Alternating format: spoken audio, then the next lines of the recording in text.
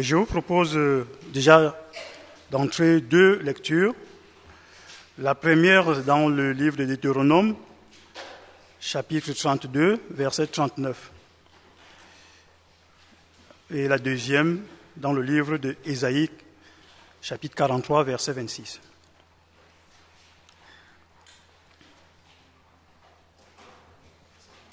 Voici ce qui est écrit. Sachez donc que c'est moi qui suis l'Éternel et qu'il n'y a point de Dieu près de moi.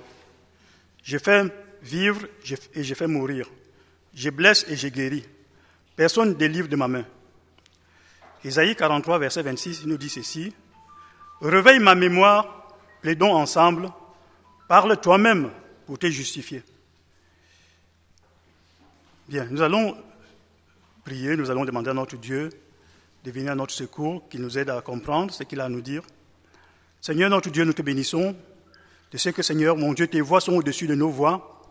Seigneur, tes paroles, Seigneur, mon Dieu, échappent bien souvent à notre compréhension. C'est pour cela que nous venons à toi, t'implorant, Seigneur, que vraiment tu nous aides, Seigneur, à saisir ta pensée. Seigneur, tu connais chacun de nous. Seigneur, tu connais les obstacles, mon Dieu, qui peuvent se trouver dans nos cœurs, mon Dieu, pour nous empêcher, Seigneur, d'accéder pleinement à ta grâce. Seigneur, je te prie, mon Dieu, de les enlever. Seigneur, étends nos limites et donne-nous, Seigneur, mon Dieu, de pouvoir nous épanouir, Seigneur, mon Dieu, dans ta présence, dans ta parole, Seigneur, dans la communion avec toi. Seigneur, je te loue pour ce que tu peux faire, pour ce que tu vas faire, Seigneur. Merci de ce que tu te révèles à nous comme un Dieu de compassion, un Dieu de miséricorde, un Dieu de bonté, lent à la colère. Seigneur, je te loue, Seigneur, pour ce que tu fais vis-à-vis de chacun de nous. À toi la gloire et l'honneur, dans le nom de Jésus. Amen. Vous pouvez vous asseoir. Alors, ce n'est pas mon texte principal, en fait, je l'ai lu tout simplement pour souligner la souveraineté de Dieu sur nos vies, sur l'univers, sur le monde. Dieu est souverain, il peut prendre les décisions qu'il entend selon sa volonté. Dieu est souverain. Et Ésaïe de dire, réveille ma mémoire, plaidons ensemble, parle toi-même pour te justifier.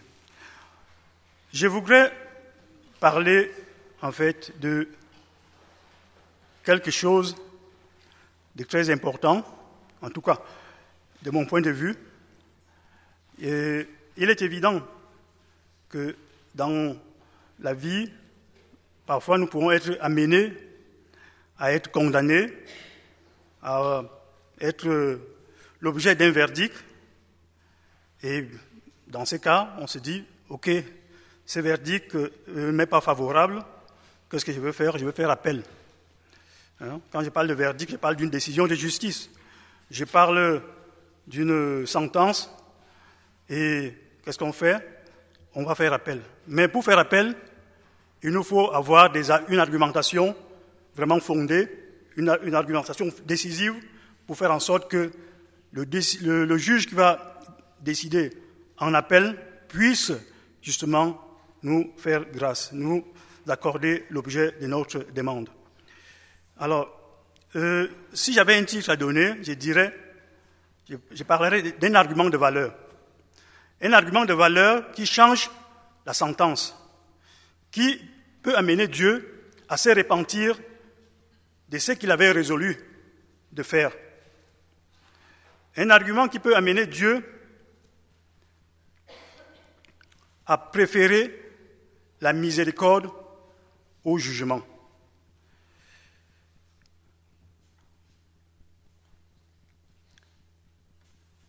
Quel argument avons-nous lorsque Dieu a décidé quelque chose par rapport à nous? Quel argument pour nous mettre en valeur? Pour dire, Seigneur, ça, sur la base de ceci, je t'invite justement à changer de position. Nous avons des cas dans la Bible et nous allons les étudier. Donc, quel argument est-ce que je veux prétendre développer pour que ma cause soit entendue, pour que le verdict soit changé, pour empêcher que la sentence ne soit exécutée? Il faut dire, déjà de prime abord, que Dieu nous exauce non pas parce qu'il nous doit quelque chose, mais parce qu'il est miséricordieux, parce qu'il est compatissant, et comme on l'a dit, il est riche en bonté.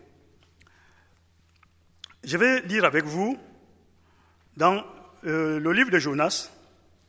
Ça va être le premier point.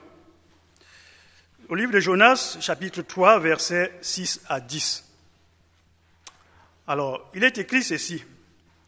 La chose parvint au roi de Ninive.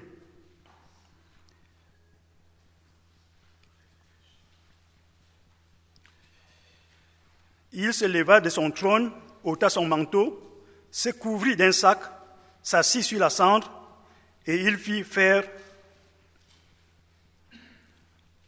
dans Ninive cette publication, par ordre du roi et de ses grands, que les hommes et les bêtes, les bœufs et les brebis, ne goûtent de rien, ne pèsent point et ne boivent point d'eau. Que les hommes et les bêtes soient couverts de sacs, qu'ils crient à Dieu avec force, qu'ils reviennent de tous de leurs mauvaises voies et des actes de violence dont leurs mains sont coupables. Qui sait si Dieu ne reviendra pas et ne se repentira pas, et s'il ne renonce pas à son ardente colère, en sorte que nous ne périssons point. Dieu vit qu'ils agissaient ainsi, et ils revenaient de leur mauvaise voie. Alors Dieu se repentit du mal qu'il avait résolu de leur faire, et il ne le fit pas. Et voilà un cas, justement, typique. Et il faut déjà dire que Dieu envoie Jonas pour, justement, publier sa sentence. Alors, cela est écrit bien avant, dans 40 jours. Il parle, justement, concernant cette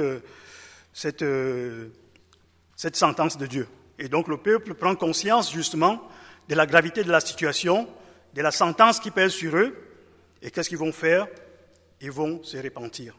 Donc, le premier argument que nous pouvons mettre dans notre balance pour faire pencher le cœur de Dieu, il me semble-t-il, c'est la repentance. Et c'est très important, parce que Dieu est un Dieu de justice. Quand un homme se repent, Dieu est obligé de s'adapter à la situation. La Bible nous dit que, souvent vous entendez parler de ça, que Dieu ne se repent point, Dieu ne se ment point. Mais Dieu est juste pour traiter les situations dans sa justice. Si quelqu'un se repent, Dieu s'adapte justement à la conduite de la personne pour ne pas le punir. D'ailleurs, la Bible ne dit-il pas que Dieu prend plaisir à la miséricorde? Alors, on parle parfois de repentance. Bien souvent, vous avez entendu parler. Mais c'est quoi la repentance? C'est pas un simple regret, mais c'est un changement de mentalité, c'est un changement d'intention. C'est la tristesse parfois qu'on peut éprouver de la commission de nos péchés. C'est la douleur d'avoir offensé Dieu.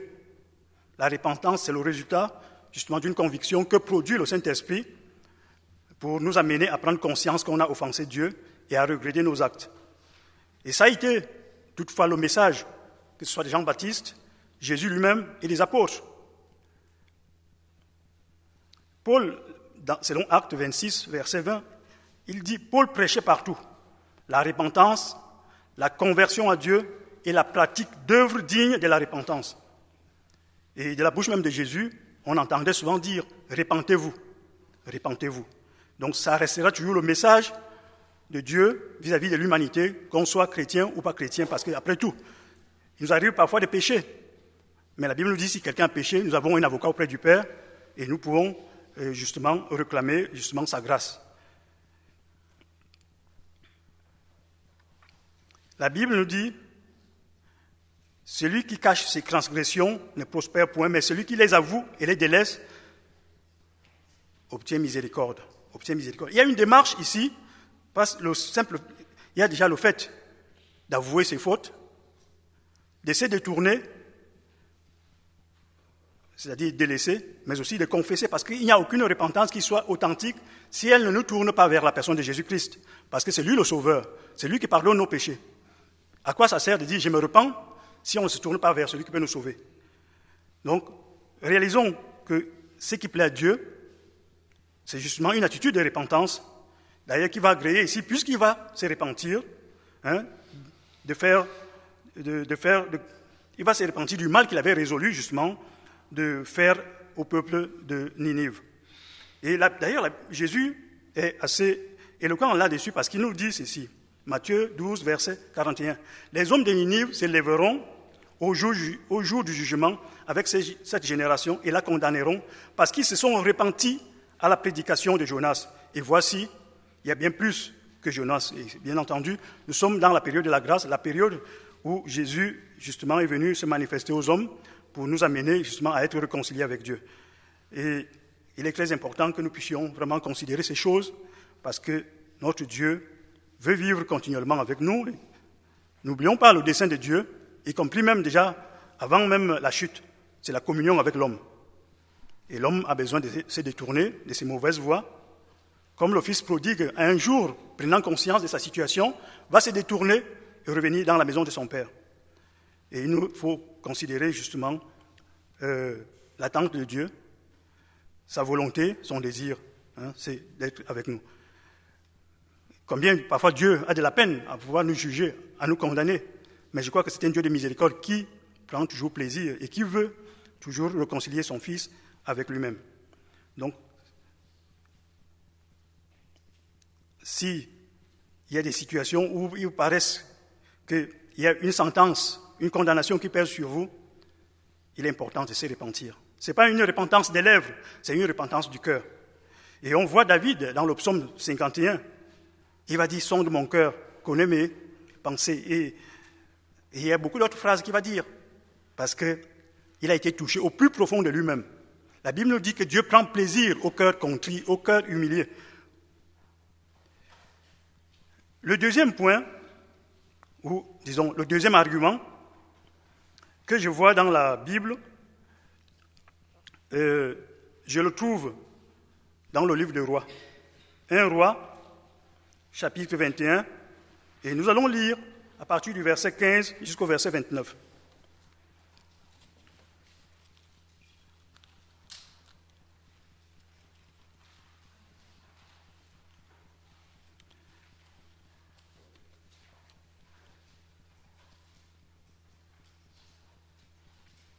Alors, voici ce qui est écrit. Lorsque Jézabel apprit que Naboth avait été lapidé et qu'il était mort, elle dit à Akab, « Lève-toi, prends possession de la vigne de Naboth de Jisraël, qui a refusé de te la céder pour de l'argent, car Naboth n'est plus en vie, il est mort. » Akab, entendant que Naboth était mort, se leva pour descendre à la vigne de Naboth de Jisraël afin d'en prendre possession. Alors, la parole de l'Éternel fut adressée à Élie, le Tishbite, en ces mots. « Lève-toi, descends au devant d'Akab, roi d'Israël, à Samarie. Le voilà dans la vigne de Naboth, où il est descendu pour en prendre possession. Tu lui diras, ainsi parle l'Éternel, n'es-tu pas un assassin et un voleur? Et tu lui diras, ainsi parle l'Éternel, au lieu même où les chiens ont léché le sang de Naboth, les chiens lécheront aussi ton propre sang. Akab dit à Élie, m'as-tu trouvé mon ennemi? Et il répondit, je t'ai trouvé parce que tu t'es vendu pour faire ce qui est mal aux yeux de l'Éternel. Voici, je vais faire venir le malheur sur toi. Je te balayerai, j'exterminerai quiconque appartient à Akab, celui qui est esclave et celui qui est libre en Israël. Et je rendrai ta maison semblable à la maison de Jéroboam, fils de Nébat, et à la maison de Baïcha, fils d'Achisha, parce que tu m'as irrité et que tu as fait pécher Israël. L'Éternel parle aussi sur Jézabel, et il dit, les chiens mangeront Jézabel près du rempart d'Israël. Celui de la maison d'Akab qui mourra dans la ville sera mangé par les chiens, et celui qui mourra dans les champs sera mangé par les oiseaux du ciel. Il n'y eut personne qui se soit vendu comme Akab pour faire ce qui est mal aux yeux de l'Éternel. Et Jézabel, sa femme, l'y excitait. Et il agit de la manière la plus abominable en allant près des idoles, comme le faisaient les Amoréens, que l'Éternel chassa devant les enfants d'Israël. Après avoir entendu les paroles d'Élie, Akab déchira ses vêtements, il mit un sac sur son corps et il gêna. Il coucha avec ses sacs et il marcha lentement. Et la parole de l'Éternel lui fut adressée à Élie, le Tishbite, en ces mots. As-tu vu comment Akab s'est humilié devant moi? Parce qu'il s'est humilié devant moi, je ne ferai pas venir le malheur pendant sa vie. Ce sera pendant la vie de son fils que je ferai venir le malheur sur sa maison. Voilà le deuxième point, le deuxième argument. On pourrait parler de l'humiliation ou de l'humilité. Et réaliser que Dieu, de sa propre bouche, va dire « Il n'y a personne qui se soit vendu comme Akab ». Il a fait pécher le peuple de Dieu par les idolâtries, par toutes sortes de sacrifices qui n'étaient pas la gloire de Dieu. Mais pour vous dire, entre parenthèses, que Dieu est celui qui peut nous pardonner, quelle que soit la gravité de notre péché. Il n'y a personne comme Akab. Ça, c'est l'affirmation de Dieu. Personne comme Akab. Je pense que peut-être nous sommes encore peut-être mieux qu'Akab. Je n'en sais rien. Mais en tout cas, ça, c'est la confession de Dieu. Il n'y a personne comme Akab. Et comment cet homme, donc la vie était si grave, a pu obtenir miséricorde aux yeux de Dieu? Et on voit qu'il s'est humilié. Alors, vous voyez les termes. Il déchira ses vêtements. Il mit un sac sur son corps, il gêna. En fait, c'est l'expression de l'humiliation. L'expression vraiment de quelqu'un qui vraiment va... On sait que c'est un roi.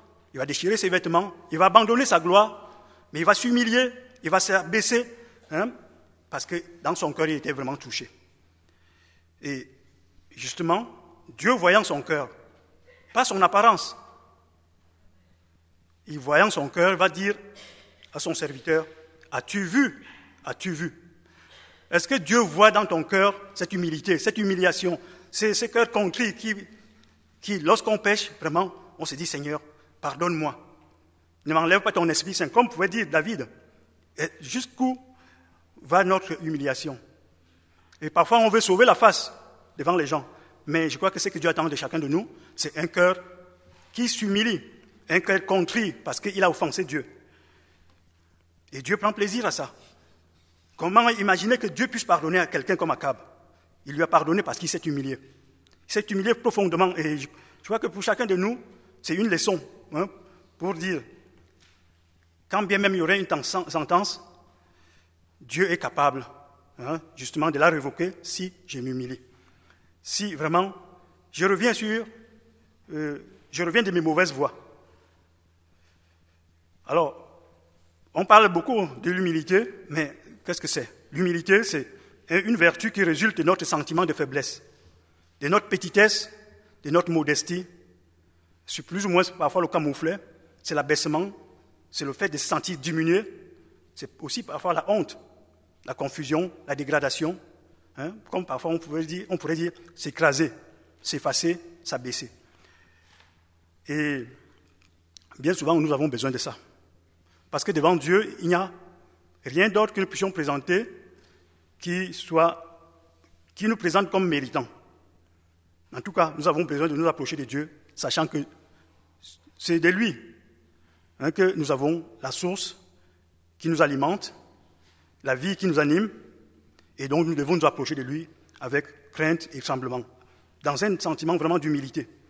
Et nous voyons dans la Bible beaucoup de versets qui ont un lien quelconque avec l'humilité ou qui parlent de l'homme humble. Il est important que nous puissions, devant Dieu qui est si grand, nous abaisser afin qu'il lui-même nous élève. Il nous faut apprendre vraiment à être désespérés de nous-mêmes parce qu'il est évident qu'il n'y a rien de bon en l'homme. Le diagnostic de Dieu, selon Jérémie, c'est que le cœur de l'homme est tortueux et horriblement méchant. Qui peut le connaître? Mais Dieu le connaît. Et c'est pour cela que David pouvait dire « sonde-moi », parce que lui-même ne le connaissait pas. « Sonde-moi, sonde-moi ». Et nous avons besoin de dire à Dieu à un moment donné « sonde-moi Seigneur, car je ne me connais pas ». Et combien parfois, devant des situations, nous découvrons nos réactions. Ah, quelqu'un me brutalise, ma réaction peut être peut-être violente. Et ce que je n'avais pas préparé, ça se découvre. Comme si Dieu voulait lui dire, tiens, voilà ce que tu es. Ton véritable moi. Pas ce que tu caches habituellement, Pas ce que tu couvres avec un joli vêtement. Non. Et c'est ce que nous sommes. Nos réactions prouvent ce que nous sommes. Notre vrai moi. Et donc, Seigneur, dans cette situation, que faire? Et d'ailleurs, la Bible nous dit, le léopard peut-il changer la couleur de sa peau? Si nous sommes incapables de nous transformer nous-mêmes, la solution se trouve ailleurs. Elle se trouve auprès de Dieu. D'ailleurs, Dieu pourra dire dans Ézéchiel, j'ai changé leur cœur de pierre, je leur donnerai un cœur de chair. Oui, Dieu est capable de nous donner un nouveau cœur. Et c'est ce qu'il dit. Et Seigneur, transforme-moi. Et nous avons un chant que nous chantons habituellement, change mon cœur, Seigneur, change mon cœur. Et c'est de ça que nous avons besoin. Et je ne veux pas dire que le cœur n'est pas changé, mais en tout cas, il peut arriver que nous puissions laisser encore se développer les habitudes du vieil homme. Nous avons besoin justement de regarder à la parole de Dieu, qui était le miroir, pour pouvoir vraiment nous recentrer, nous recalibrer, nous repositionner, parce que notre position, c'est en Christ.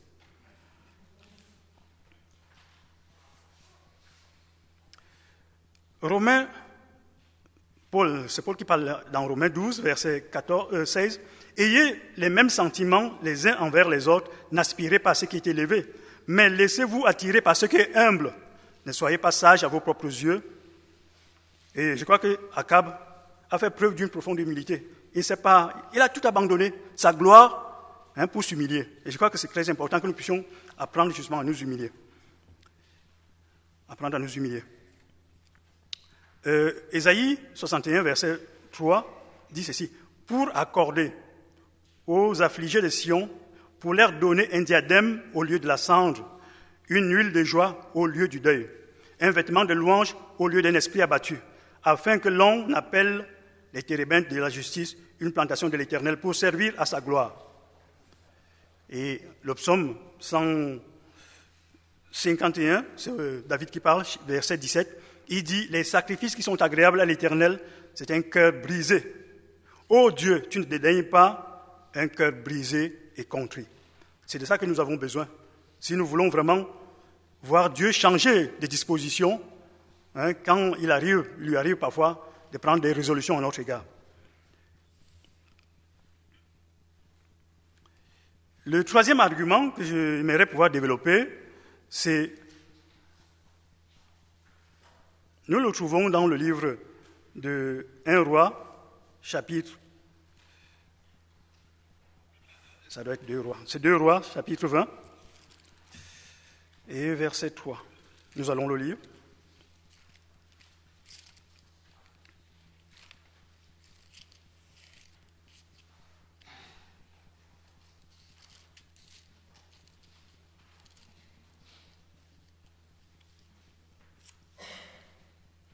Alors, il est question ici d'Ézéchias. Bon, je commence par le premier verset. En ce temps-là, Ézéchias fut malade à la mort. Le prophète Ésaïe, fils d'Amoth, vint auprès de lui et lui dit, « Ainsi parle l'Éternel, donne tes ordres à la maison, car tu vas mourir, tu ne vivras plus. » Ézéchias tourna son visage contre le mur et fit cette prière à l'Éternel. « Ô Éternel, souviens-toi que j'ai marché devant ta face, avec fidélité et intégrité de cœur, et que j'ai fait ce qui est bien à tes yeux. » Et Ézéchias répandit d'abondantes larmes. Ésaïe, qui était sorti, n'était pas encore dans la cour du milieu lorsque la parole de l'Éternel lui fut adressée en ces termes. « Retourne et dis à Ézéchias, chef de mon peuple, ainsi parle l'Éternel, le Dieu de David, ton père. J'ai entendu ta prière et j'ai vu tes larmes. Voici, je te guérirai. Voici, je te guérirai. Le 3e jour, tu monteras à la maison de l'Éternel. » Oui, et c'est vrai que quand Dieu fait du bien à nos âmes, on a envie simplement de le louer, de l'adorer, et justement, c'est ce qu'il va faire. Mais ici, il va parler de 3 choses.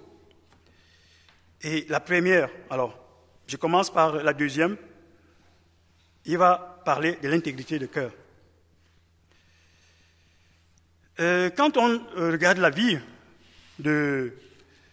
d'Ézéchias, on réalise qu'il arrive au pouvoir à l'âge d'à peu près de 25 ans. Et la Bible souligne le fait que, alors on va lire chapitre 18, 2 Rois 18, il est dit ceci, verset 1, « La troisième année d'Osée, fils d'Éla, roi d'Israël, Ézéchias, fils d'Akaz, roi de Juda, régna. Il avait 25 ans lorsqu'il devint roi et régna 22 ans à Jérusalem. Sa mère s'appelait Abi, fille de Zacharie. Il fit ce qui est droit aux yeux de l'Éternel, entièrement, pas à moitié, entièrement, comme avait fait David, son père. Il fit disparaître les hauts lieux, brisa les statues, abattit les idoles et mit en pièces le serpent d'airain que Moïse avait fait, car les enfants d'Israël avaient jusque-là brûlé les parfums devant lui. On l'appelait Nehushtan,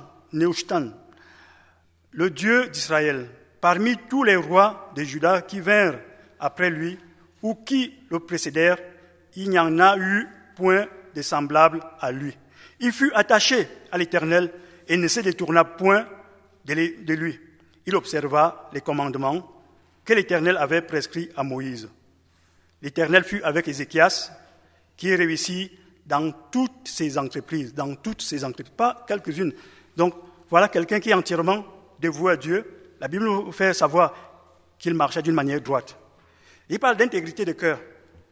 Et je crois que c'est très important que nous soyons intègres. Et je crois que Dieu attend cela de nous. Que nous puissions regarder la vie de Job, qui vient bien avant. Quand on étudie la Bible, il vient avant Abraham. Dieu va voir en Job quelqu'un d'intègre. Et en plus, il va même le vanter devant le diable. As-tu vu mon serviteur Job? Il est intègre. C'est très important. Et quand Dieu va parler à Abraham, il va lui dire, alors qu'il avait commencé à marcher avec Abraham, et le frère Jean-Claude vous l'a rappelé dernièrement, il avait déjà un certain âge, une certaine expérience avec Dieu, jusqu'à ce que Dieu lui dise, marche devant ma face et sois intègre. Lors de la conclusion de la deuxième alliance. C'est très important. Et pour dire, il y a un verset dans le psaume 15, et il nous dit ceci, si je peux le trouver.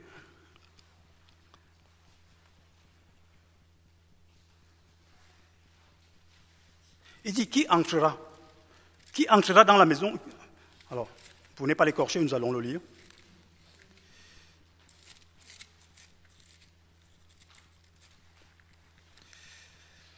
Ô Éternel, qui séjournera dans ta tente? Qui demeurera sur ta montagne sainte? Celui qui marche dans l'intégrité, qui pratique la justice. Comme pour dire, si on refuse de marcher dans l'intégrité, nous pourrons être privés du droit d'accès dans la maison de Dieu. Oui, et c'est très important. Qui entrera, qui séjournera dans la tente de Dieu? Celui qui a le cœur intègre et qui marche selon la droiture. Et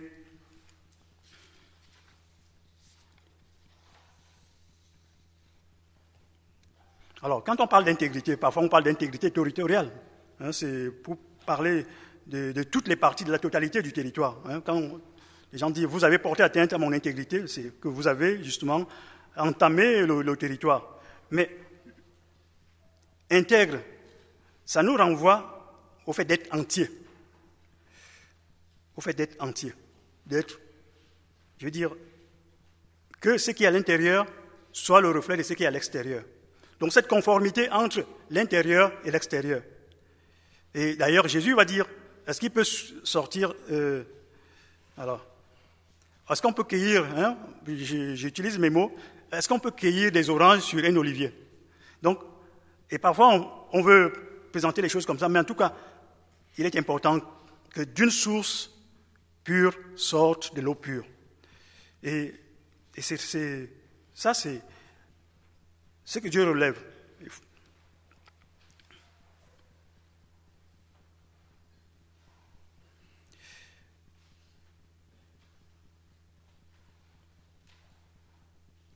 Intégrité, c'est l'état d'une chose sans altération, quelque chose d'incorruptible, quelque chose d'entier.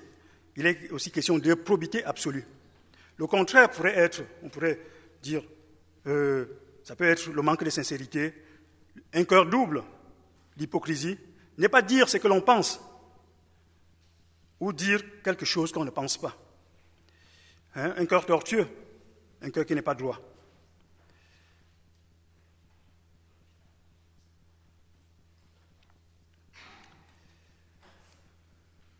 Comment est-ce que nous nous comportons souvent lorsque nos intérêts, nos avantages, nos ambitions, notre idéal est en jeu? Comment nous nous comportons? Lorsque, parfois, peut-être le fisc menace de nous gréver de quelques pièces. Et il en est ainsi, je veux dire, dans toute la vie, il y a toujours une tentation. Et on le voit, c'est aussi dans la Bible. Déjà dans la vie d'Abraham, qui va mentir. Est-ce que... Alors, je reviens. Lorsque notre avantage est mis en cause, lorsqu'il est menacé, est-ce qu'il n'arrive pas qu'on s'accommode souvent des petits mensonges, des demi-vérités, des silences parfois qui sont complices? Il y a des gens parfois qui pensent que le silence, ce n'est qu'une expression verbale. Mais un silence peut être constitutif d'un mensonge. Parce que, tout d'abord, ça réside dans l'intention, dans notre cœur. Qu'est-ce qui nous motive? J'ai cette motivation de cacher une vérité à quelqu'un. Donc, ça peut passer par un silence, ça peut passer par une des demi-vérités, mais en tout cas, ça demeure un mensonge. Alors, il y a Ananias qui va dire un demi-mensonge, en tout cas une demi-vérité. Il n'a pas manqué d'être repris par le Saint-Esprit. Et Pierre de lui dire, comment se fait-il que tu aies pu mentir au Saint-Esprit? Et parfois on pense mentir à un ami, à un frère, à quelqu'un, mais est-ce que nous réalisons que nous mentons au Saint-Esprit? Oui, puisque nous disons, nous sommes le temple du Saint-Esprit. Le frère à qui je mens, mais il est habité par le Saint-Esprit. Et donc, vraiment, prenons conscience que Dieu attend de nous la droiture de cœur. Un cœur qui est entier, un cœur qui est droit.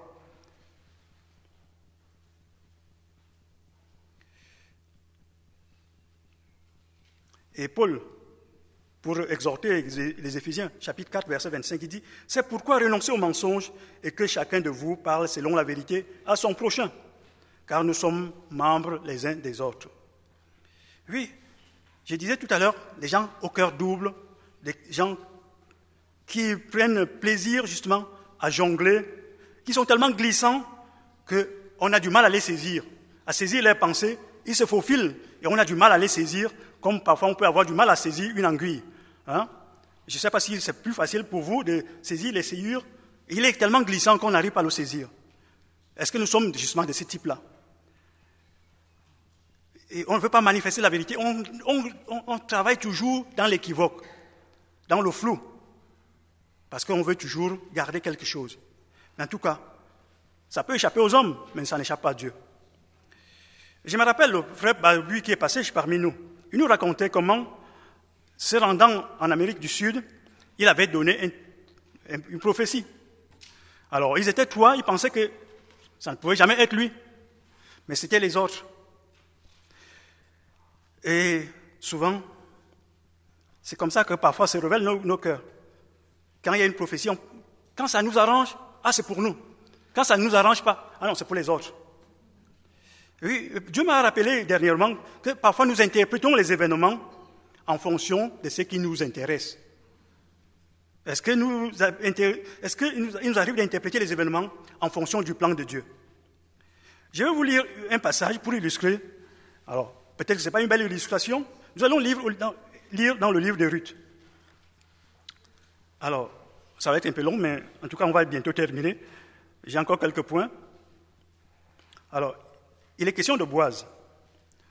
Et il est question du temps où Boaz, en raison du droit de rachat qu'il avait sur Ruth, va solliciter celui qui devait passer en premier, parce qu'en fait, il y avait quelqu'un qui avait le droit avant lui. Alors, je vais lire ceci. Boaz monta, chapitre 4, Ruth, chapitre 4. Boaz monta à la porte et s'y arrêta. Et voici, celui qui avait droit de rachat, et donc Boaz avait parlé, vint à passer. Boaz lui dit, approche, reste ici, toi un tel. Et il s'approcha et s'arrêta. Boaz prit alors 10 hommes parmi les anciens de la ville et il dit, « Asseyez-vous ici » et ils s'assirent. Puis il dit à celui qui avait le droit de rachat, « Naomi, revenue du pays des Moab, a vendu la parcelle de terre qui appartenait à notre frère Elimelech. J'ai cru devoir t'en informer et te dire, acquiers-la en présence des habitants et en présence des anciens de mon peuple. Si tu veux racheter, rachète. Mais si tu ne veux pas, déclare-le-moi afin que je le sache, car il n'y a personne avant toi qui ait le droit de rachat, et je l'ai après toi. » Il répondit, « Je rachèterai. » Boaz lui dit, « Le jour où tu acquerras le champ de la main de Naomi, tu l'acquerras en même temps de Ruth la Moabite, femme du défunt, pour relever le nom du défunt dans son héritage. » Et celui qui avait le droit de rachat répondit, « Je ne puis racheter pour mon compte, de peur de détruire mon héritage.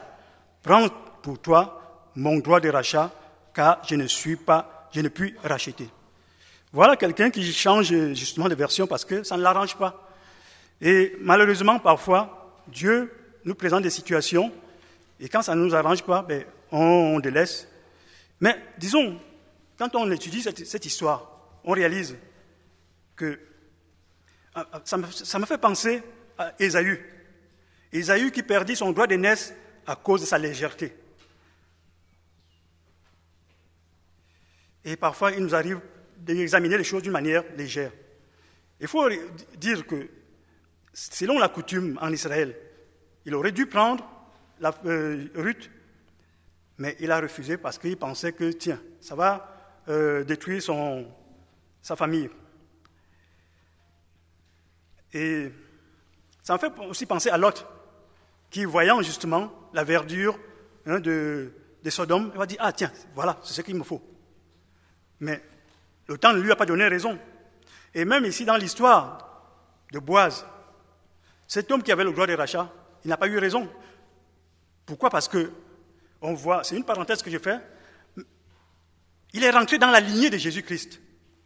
S'il s'était préoccupé justement d'avoir son droit de rachat, ce n'était pas Boaz. Boaz est devenu maintenant l'héritier de Jésus, en fait, un parent de Jésus. Quelle est notre manière de considérer les choses ? Est-ce qu'elle est selon Dieu ou selon nos attentes ou la compréhension du monde ? Il nous faut vraiment demander à Dieu. Moi, j'ai dit à Dieu, mets du collier à mes yeux parce que je ne vois pas souvent assez bien. Bon, j'ai perdu, entre autres, j'ai cassé mes lunettes, alors je ne les ai plus. Mais en tout cas, nous avons besoin que Dieu mette du collier à nos yeux. Oui, pour voir comme lui le voit. Il voit le présent, il voit l'avenir. Vraiment que cela nous aide dans notre manière de choisir les choses. Que cela nous aide. Alors, je continue. J'ai parlé tout à l'heure de Job.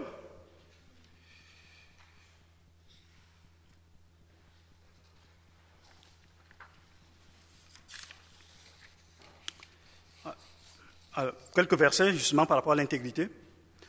Proverbe 11, verset 3. « L'intégrité des hommes droits les dirige, mais les détours des perfides causent leur ruine. » Ne prenez pas plaisir dans les détours, ça causera certainement votre ruine. Le psaume 15, nous l'avons lu. Le psaume 17, « Que ma justice paraisse devant ta face, que tes yeux contemplent mon intégrité. » Mais que c'est beau! Quelqu'un qui peut se vanter d'être intègre, ça c'est David. D'ailleurs, on a lu un passage qui parle de David, mais il était intègre. Et il peut justement le présenter à Dieu. Il peut le dire à Dieu. Psaume 26, verset 1 de David. « Rends-moi justice éternelle, car je marche dans l'intégrité. Je me confie en l'Éternel, je ne chancelle pas. » Je ne chancelle pas. Le psaume 41, verset 12. « Tu m'as soutenu à cause de mon intégrité. » Est-ce que nous pouvons dire, Seigneur, tu m'as soutenu à cause de mon intégrité ? Il nous faut vraiment développer cela. C'est très important. Tu m'as soutenu à cause de mon intégrité. Tu m'as placé pour toujours en ta présence. À cause de quoi ? Son intégrité. Le psaume, je termine en ce qui concerne ce point, le psaume 84, verset 11, ou verset 12, ça dépend. « Car l'Éternel est un soleil et un bouclier. L'Éternel donne la grâce et la gloire. Il ne refuse aucun bien à ceux qui marchent dans l'intégrité. Il ne refuse aucun bien. Comment pouvait-il justement refuser à Ézéchias, je veux dire, l'exaucement à sa prière? Il est dit ici, il ne refuse aucun bien. Et on va voir qu'il va rajouter à la vie d'Ézéchias 15 ans supplémentaires. Et justement, c'est pendant cette période-là qu'il inaugurera justement son successeur. Dieu est celui qui est capable de faire grâce. Et, bon, le deuxième point qu'il souligne, Ézéchias, il parle de la fidélité. Oui, tu as vu comment j'ai marché dans la fidélité. Le frère René a parlé de la fidélité de Dieu assez récemment. Si Dieu est fidèle, nous aussi nous sommes appelés à être fidèles, puisque nous sommes appelés à être à sa ressemblance. Soyez saints comme je suis saint. Nous avons été créés pour être à l'image de Jésus-Christ. 1 Corinthiens 1, verset 9. À la communion avec Dieu, à la communion de son Fils. C'est très important. C'est quoi être honnête? Être fidèle, pardon. La fidélité renvoie à l'exactitude, à remplir ses engagements. C'est l'attachement constant. C'est le fait de tenir solidement. C'est le fait d'être sûr, être honnête, digne de confiance. Et le mot revient presque près de 76 fois dans l'Ancien Testament et près de 27 en ce qui concerne le mot fidèle. Pour souligner justement l'importance de la chose. Et on verra que même dans les critères de choix dans la Bible, la fidélité va être un critère pour choisir. Josué, chapitre 24, verset 14, il dit « Maintenant, craignez l'Éternel, servez-le avec intégrité et fidélité. Faites disparaître les dieux qu'ont servi vos pères de l'autre côté du fleuve et en Égypte, servez l'Éternel. » 1 Roi, chapitre 3, verset 6, c'est Salomon qui parle ici. D'ailleurs, pour illustrer ce que je venais de dire, Salomon va dire ceci. Salomon répondit, « Tu as traité avec une grande bienveillance ton serviteur David, mon père, parce qu'il marchait en ta présence dans la fidélité, dans la justice et dans la droiture de cœur envers toi. » La droiture, ce n'est pas simplement envers les uns et les autres, mais c'est aussi envers Dieu. Et même, c'est d'ailleurs très important de réaliser que c'est devant Dieu que nous devons être le plus droit. Et si on est droit devant Dieu, on l'est aussi devant les uns et les autres.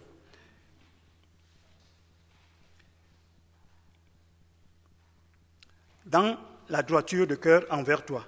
Tu lui as conservé cette grande bienveillance et tu lui as donné un fils qui est assis sur son trône, comme on le voit aujourd'hui. Les paroles sont fortes.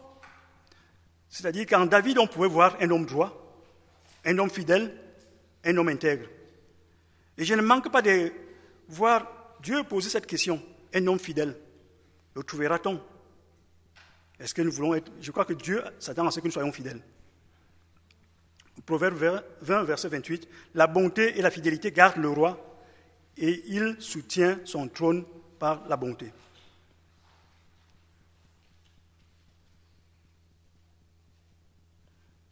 Et même les inconvertis pouvaient parler de David. Comme dans 1 Samuel 22, verset 14, « Achimélec répondit au roi, « Lequel d'entre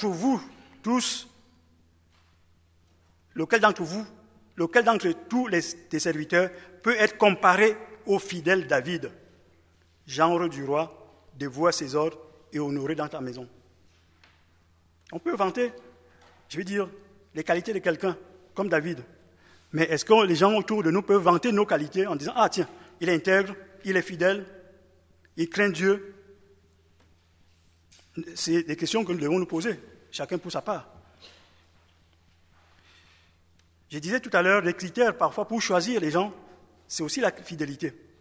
Néhémie, chapitre 7, verset 2, il dit « Je donnais mes ordres à Anani, mon frère, et Anania, chef de la citadelle de Jérusalem, homme supérieur en grand nombre par sa fidélité et par sa crainte de Dieu. » C'est très éloquent.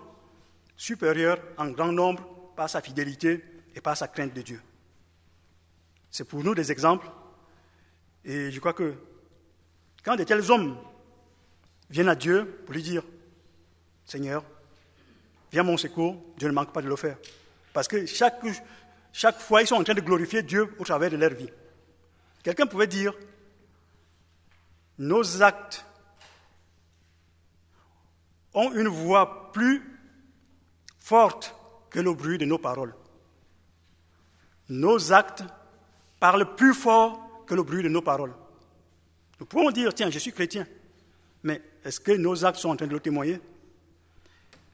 Il est temps de jurer fidélité à Dieu. Il est temps de jurer fidélité à Dieu. Je vous ai dit la dernière fois, quand on était à l'école biblique, on nous a fait chanter ça comme un engagement. Et dans 2 Chroniques, chapitre 15, verset 14, il dit « Ils jurèrent fidélité à l'Éternel à haute voix, avec des cris de joie et au son des trompettes et des cors. » Ils jurèrent fidélité à Dieu. Est-ce que ce soir, nous voulons dire, Seigneur, je vais jurer fidélité, je vais m'engager. Jusqu'ici, peut-être que je n'ai pas été fidèle. Ou, en tout cas, j'étais fidèle, mais quand ça me plaisait. Et dire, Seigneur, viens à mon secours. Tu peux me changer, tu peux me disposer autrement. Et un autre argument que nous trouvons justement dans l'expression d'Ézéchias, c'est le fait de faire du bien. Il a fait du bien. Et on le voit aussi dans la vie de beaucoup, comme Job. D'ailleurs, Jésus va dire, « Quiconque donnera seulement un verre d'eau froide à l'un de ses petits, parce qu'il est mon disciple, je vous le dis en vérité, il ne perdra pas sa récompense. » Et lorsque Jésus parle aussi du jugement des nations, j'ai été malade, j'étais en prison, et vous êtes venus me voir. Mais c'est la manière aussi de faire du bien. C'est être une source de bénédiction pour quelqu'un, une source de bienfait, une source de faveur, une source de succès, de bonheur. Est-ce que nous le sommes? Faire du bien aux gens, être une source de bénédiction. Ou alors, est-ce que nous sommes une source de malédiction? En tout cas, je crois que dans la pensée de Dieu, c'est que nous soyons des sources de bénédiction, chacun de nous pour sa part. Et il est parlé de quelqu'un dans Acte 10, versets 1 à 6. Il est question de Corneille. Il y avait à Césarée un homme nommé Corneille, centenier dans la corde dite italienne. Cet homme était pieux et craignait Dieu. Avec toute sa maison, il faisait beaucoup d'aumônes au peuple. Et il priait Dieu continuellement. Il faut dire, c'est un païen.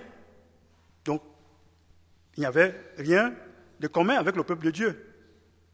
N'oubliez pas que Jésus va dire, je le dirai tout à l'heure, Jésus va dire, il n'est pas bon qu'on donne le pain des enfants aux petits chiens. Comme pour dire, tiens, c'est réservé à Israël. Mais cet homme va obtenir grâce à cause de sa foi, à cause du fait aussi qu'il faisait beaucoup de monde au peuple. Il priait Dieu continuellement. Vers la 9e heure du jour, il vit clairement dans une vision un ange de Dieu qui entra chez lui et qui lui dit, « Corneille !» Les regards fixés sur lui et saisi d'effroi, il répondit, « Qu'est-ce, Seigneur ?» Et l'ange lui dit, « Tes prières et tes aumônes sont montées devant Dieu et il s'en est souvenu. » Il s'en est souvenu. Mes amis, quelle est l'odeur, quel est le parfum que nous faisons monter devant Dieu? Quel est le parfum que nous faisons monter devant Dieu? Est-ce que c'est un parfum qui est agréable, qui vraiment incite Dieu vraiment à venir à notre secours? Il est important que nous puissions vraiment réfléchir à cela. Et alors, un dernier point que je vais assez rapidement, en fait, parce que je l'ai noté il y a bien quelques minutes, et je vois que c'est aussi un argument de valeur, dont on peut se prévaloir pour défendre notre cause. Jésus, c'est Matthieu 15, verset 26. Alors, c'est l'histoire dont j'ai essayé de vous parler. Cette femme qui vient auprès de Jésus parce que sa fille était tourmentée, et Jésus va lui dire, il n'est pas bon qu'on donne la nourriture des enfants aux petits chiens. Mais la femme va lui dire, les petits chiens mangent la nourriture, les miettes qui tombent de la table. Et Jésus va lui dire, à cause de cette parole, va, ta fille, le démon l'a quittée. Cette parole, c'est une parole de foi. À cause de sa foi, Jésus l'a exaucée. Et pourtant, Jésus n'était pas disposé à l'écouter. Nous pouvons vraiment changer les dispositions du cœur de Dieu. Dieu peut se repentir, et on voit par rapport à Jésus, de faire ce qu'il avait résolu de faire. Tous ces points se rapportent justement au cœur, comme pour souligner la nécessité d'un changement. Ce n'est pas une question de coloration à la surface, mais c'est une question de changement radical. Ce que Dieu voit et qui reste parfois caché aux yeux des hommes, et c'est ce que Dieu veut toucher. Mon caractère, il a besoin d'être changé. Dieu ne nous laisse pas dans l'embarras. Et vous ne pouvez pas imaginer à cet instant qu'un patron puisse demander à un ouvrier d'aller faire quelque chose dont il ne lui donnerait pas les moyens. Mais nous lisons dans la parole de Dieu que Dieu ne nous tente pas au-delà de nos... En fait, Dieu ne nous expose pas à des tentations au-delà de nos forces. Mais chaque fois, Dieu prévoit des moyens pour nous en sortir. Il y a des issues de secours, il y a des issues de sortie. Et souvent, notre péché consiste à nous détourner de Dieu, comme si par nous-mêmes, nous devons résoudre le problème. Mais si c'est Dieu qui nous met devant l'épreuve, et de toute façon, nous savons, selon la parole de Dieu, que tout concourt bien de ceux qui aiment Dieu. Et si nous nous tournons vers lui, certainement, qu'il va nous secourir. Il nous donnera une réponse, peut-être qu'elle ne conviendra pas à nos attentes, mais Dieu se manifestera, parce que c'est un Dieu de compassion, c'est un Dieu de miséricorde. D'ailleurs, c'est ce que Jonas va confesser. Jonas va dire, chapitre 4, verset 2, il implora l'Éternel et il dit, « Ah, Éternel, n'est-ce pas ce que je disais quand j'étais encore dans mon pays? C'est ce que je voulais prévenir en fuyant à Tarsis, car je savais que tu es un Dieu compatissant, miséricordieux, lent à la colère, riche en bonté, et que tu te repens du mal. » Dieu veut le faire, il n'a pas changé vis-à-vis de chacun de nous.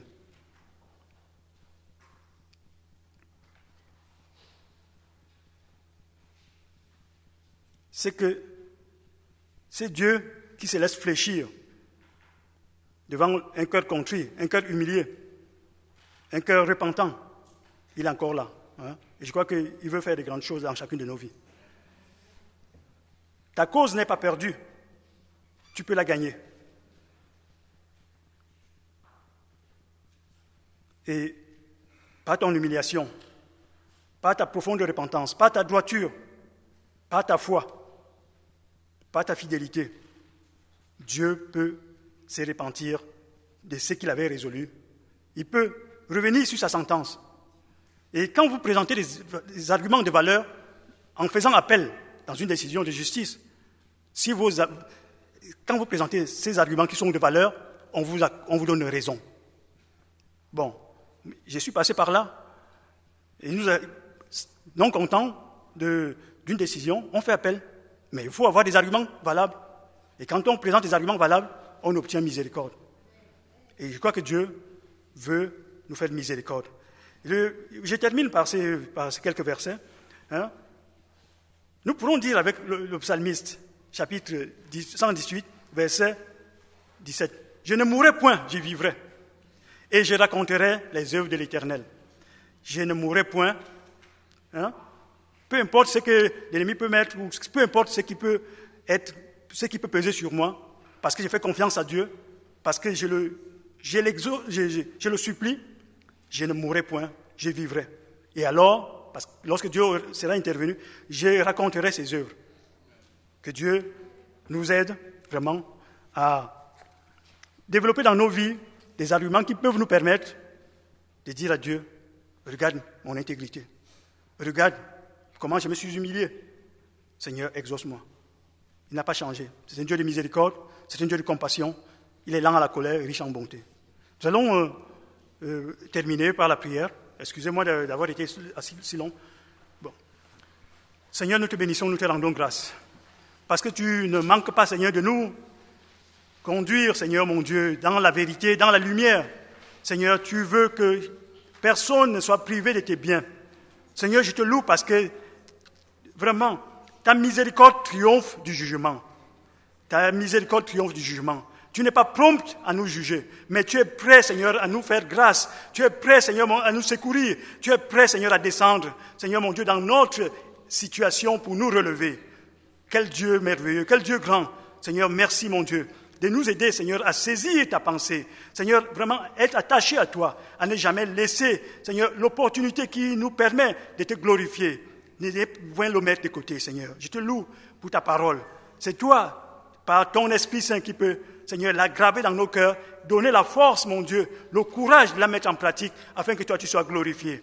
Tu es digne, Seigneur, mon Dieu, de louange, de gloire. Tu es digne d'honneur, toi le souverain. Je te loue, Seigneur. Seigneur, parce que tu es non seulement souverain sur nos vies, mais aussi, Seigneur, tu manifestes ton amour à notre égard. Seigneur, sois béni. À toi la gloire. Dans le nom de Jésus. Amen.